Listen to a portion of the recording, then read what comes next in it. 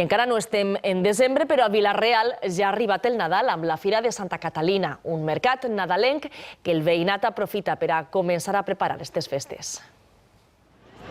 Obri les portes la Fira de Santa Catalina, un mercat nadalenc emblemàtic d'aquestes festes des de fa prop de 8 segles. El novio li compra a la novia pues, castanyes, anous. Així els veïns troben tot el que els cal per a muntar el naixement. La casa del Belén.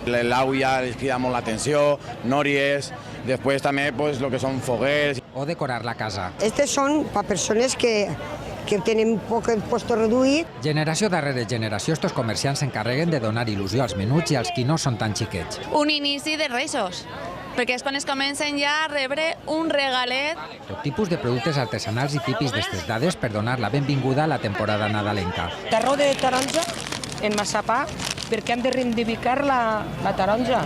Una plaça major tan plena que cal prendre-hi número. Moltes pastilles. Molt de venda, sí. En total, 239 paradetes de venda per ser dels primers a preparar el pròxim Nadal.